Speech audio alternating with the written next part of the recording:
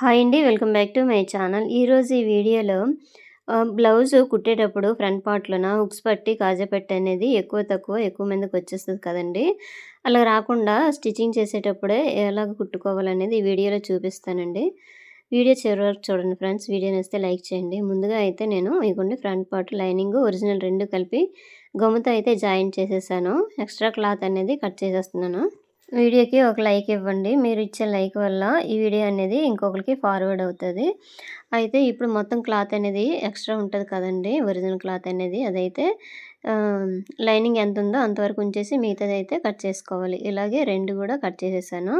Front part stitching మాత్రమే ఇప్పుడు చూపిస్తానండి.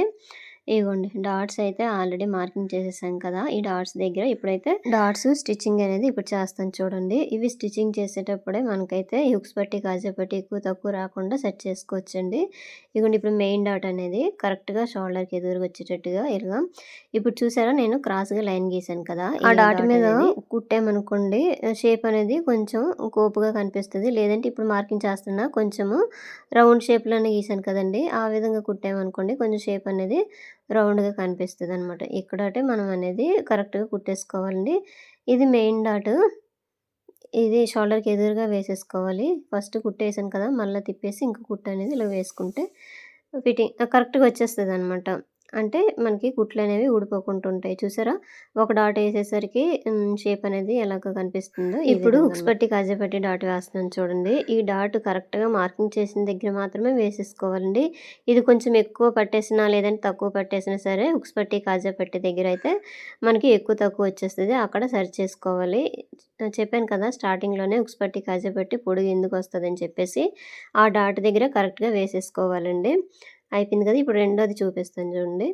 ఇగోండి కరెక్ట్ నీట్‌గా ఇలా పెట్టేసుకోవాలి. మనం మార్కింగ్ చేసాం కదా! ఆ మార్కింగ్‌ల మీద కరెక్ట్‌గా వచ్చేటట్టుగా ఆహ్, ఇలా కుట్టేసుకొని వచ్చేయాలి. షోల్డర్‌కి ఎదురుగా రావాలండి ఈ డాట్ అనేది. అలాగైతే షేప్ అనేది నీట్‌గా కనిపిస్తది.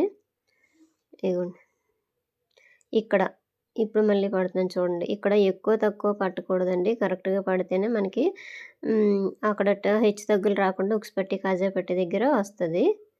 ఇది మూడో డాట్ అనమాట. మెయిన్ డాట్‌కి ఎదురుగా వస్తది చంకలో ఉండే డాటు. చూసారా? ఈ విధంగా అనమాట.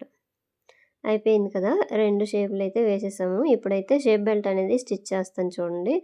ఇది ఆల్రెడీ మన వీడియోలో పెట్టానండి. చూడండి ఎలా స్టిచ్ చేయాలనేది.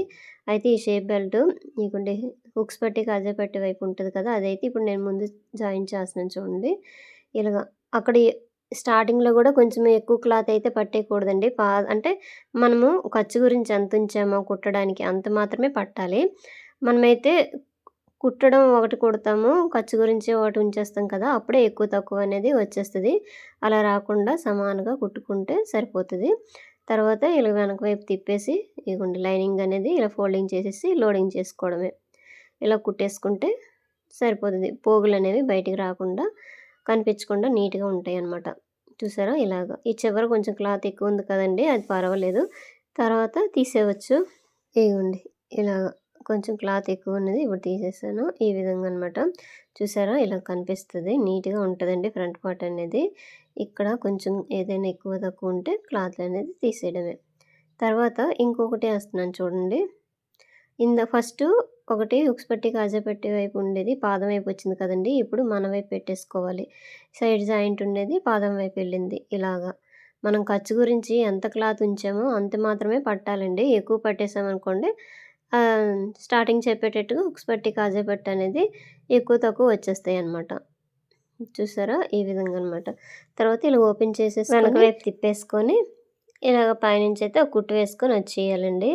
ఇది షేప్ బెల్ట్‌లో కటింగ్, స్టిచ్చింగ్ రెండైతే వీడియోలో పెట్టానండి. ఒకసారి చూడండి మీకు కావాలంటే. ఇగోండి ఇలాగా. ఇక్కడ డాట్ ఉంది కదా! ఆ డాట్ అనేది ఇందాక స్టార్టింగే మనము కొంచెం ఫోల్డింగ్ చేసేసామనమాట. అయిపోయిందా? చూసారా? ఈ విధంగా వచ్చింది. తర్వాత ఇలా చూసుకోవాలండి ఒకసారి. చూసుకొని ఎక్కువ తక్కువ ఉందనుకోండి డాటు కొంచెము పెంచుకోవడమైనా లేదంటే తగ్గించుకోవడమైనా చేసుకుంటే సరిపోతది. ఇప్పుడు నేనైతే ఇగోండి హుక్స్ పట్టి వేస్తున్నాను. 1 ½ ఇంచ్ క్లాత్ అనేది లైనింగ్ తీసేసుకొని డబుల్ ఫోల్డింగ్ చేసుకొని క్రింద నుంచి ఇలా ఫోల్డింగ్ చేసుకొని వేస్తున్నాను చూడండి. ఇక్కడ కొంచెం ఫోల్డింగ్ అనేది చేయాలి. ఈ డాట్ దగ్గర. ఎందుకు ఫోల్డింగ్ చేయాలంటే వెనక వైపు తిప్పేటప్పుడు మనకి ముడతలు రాకుండా నీట్‌గా వచ్చేస్తదండి. చూపిస్తాను మీకు ఎలాగనేది. ఈ పైనుంచి ఒక కుట్టు వేసుకొని వచ్చేయాలి. ఇదిగోండి. అయిపోయిందా? ఇప్పుడు వెనక వైపు తిప్పేసినప్పుడు ఇలాగ చిన్న ఫోల్డింగ్ చేశాం కాబట్టి ఈ క్లాత్ అనేది వెనక్కి ఫ్రీగా తిరిగిందండి. లేదంటే ఇంకా కుచ్చుల్లాగా, ముడతల్లాగా వచ్చేస్తది. ఇగోండి నీట్‌గా ఇలా కుట్టేసుకొని వచ్చేయడమే.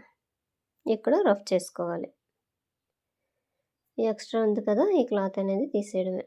కొంచెం ఇక్కడట మనకి హుక్స్ పట్టి వచ్చేటప్పుడు కొంచెం రౌండ్ అనేది తగ్గుతదండి. అప్పుడు కొంచెం తీసుకుంటే సరిపోతది. చూసారా షేప్ అనేది?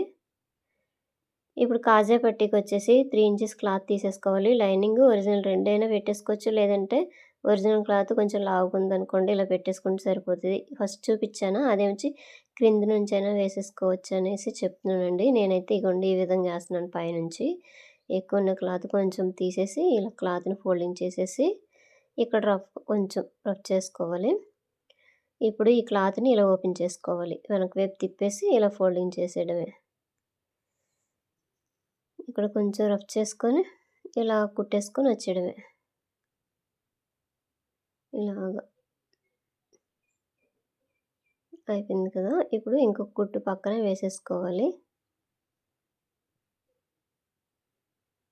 ఇగోండి ఇలాగా. ఈ ఎక్స్ట్రా ఉన్నది తీసేయడమే. ఇప్పుడు హుక్స్ పెట్టి, గాజు పెట్టి కరెక్ట్‌గా వచ్చాయా లేదని ఒకసారి చెక్ చేసుకోవాలండి.